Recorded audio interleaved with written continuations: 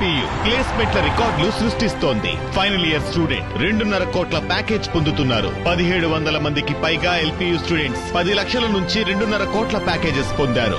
విద్యా విప్లవం ప్రారంభమైంది లవ్లీ ప్రొఫెషనల్ యూనివర్సిటీలో. కూటమి చేతకాని పాలనపై విశాఖపట్నంలో కంచరపాలెం మెట్టు వద్ద ఆందోళనకు దిగారు ప్రభుత్వ పాఠశాల విద్యార్థులు, వారి తల్లిదండ్రులు. పాఠశాలల నిర్వహణ సరిగ్గా లేదంటూ ఆవేదన వ్యక్తం చేస్తున్నారు. పాఠశాలలో టీచర్లు లేరని, ఇదే నిర్వహణ అని కూటమి ప్రభుత్వంపై మండిపడుతున్నారు. ఘటనా స్థలంలో భారీగా పోలీసులు మోహరించారు.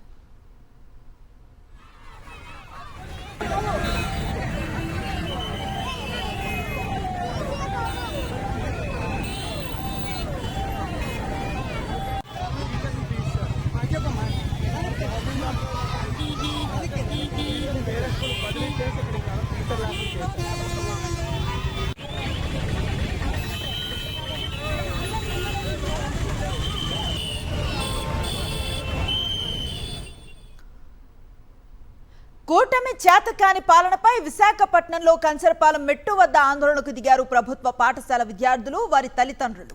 పాఠశాలల నిర్వహణ సరిగ్గా లేదంటూ ఆవేదన వ్యక్తం చేస్తున్నారు. పాఠశాలలో టీచర్లు లేరని, ఇదే నిర్వహణ అని కూటమి ప్రభుత్వంపై మండిపడుతున్నారు. ఘటనా స్థలంలో భారీగా పోలీసులు మోహరించారు.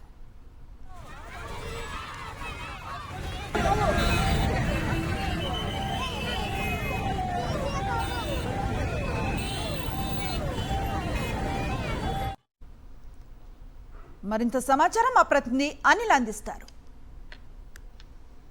విశాఖలోని కంచరపాలెం వద్ద ఉన్నటువంటి ప్రభుత్వ పాఠశాలలో విద్యార్థులకు అధ్యాపకులు లేరని చెప్పి విద్యార్థులకు తల్లిదండ్రులంతా కూడా ఆందోళన దిగినటువంటి పరిస్థితిని మనం గమనించవచ్చు.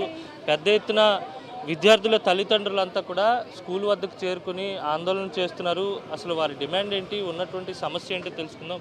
అమ్మా, ఏంటి మీ ప్రాబ్లం ఏంటి, అసలు ఏం చెప్తున్నారు? లోపల ఎవరినైనా అధికారులను కానీ లేదా లోపల ఉన్న టీచర్స్ని కానీ ఎవరినైనా సంప్రదించారు? మాకు 3 months బ్యాక్ నుంచి కూడా ఈ ప్రెజర్ ఉందండి.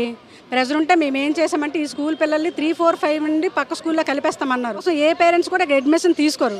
వాళ్ళ ప్లాన్ ఏంటనేది మాకు తెలియదు. నెక్స్ట్ మా స్కూల్ మార్చడానికి కూడా స్కూల్ అన్ని విధాలుగా ఫీజిబుల్గా ఉంది.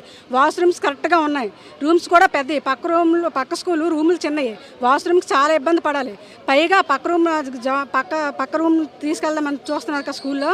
ఆ పక్కనంటే ఫిష్ మార్కెట్ ఉంది, నెక్స్ట్ మా కూరగాయల మార్కెట్ ఉంది, నెక్స్ట్ బట్టల మార్కెట్ ఉంది, కళ్యాణ మండపం ఉంది. ఇంత డిస్టర్బెన్స్ అనేది పిల్లలకి కరెక్ట్ కాదు కదా. మాకు ఇక్కడ ఎంత ఫీజిబుల్గా ఉంది.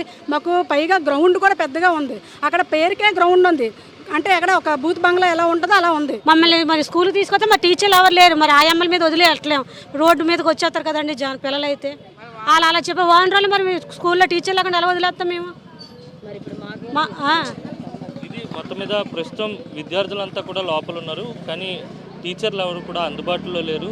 ఎందుకు లేరు టీచర్లని ఎవరినైనా ప్రశ్నించడానికి కూడా అధికారులు ఎవరు కూడా అసలు ఏమాత్రం స్పందించడం లేదనే సమాధానం తల్లిదండ్రుల నుంచి వినిపిస్తూ ఉంది. మొత్తంగా వీరంతా కూడా ఒక రకమైనటువంటి ఆందోళనకర పరిస్థితిలో ఉన్నారు. ఎందుకంటే పాఠశాలలు ప్రారంభం అయినప్పటికీ కూడా నేరుగా స్కూల్కి వస్తే ఎవరు కూడా అందుబాటులో లేరు, టీచర్లు లేరు, స్కూల్ని మూసేస్తామని చెప్తున్నారు. ఒక రకమైనటువంటి గందరగోళ వాతావరణంలో విద్యార్థులంతా ఉన్నారనే చెప్పాలి. తల్లిదండ్రుల విజ్ఞప్తి మేరకు పాఠశాలను కొనసాగిస్తుందా, లేకపోతే ఏదైతే పక్కనున్నటువంటి పాఠశాలలో విలీనం చేసి ముందుకు వెళ్ళాలని ప్రయత్నిస్తుందో ఆ విధంగానే ముందుకెళ్తుందా అనేది వేచి చూడాలి.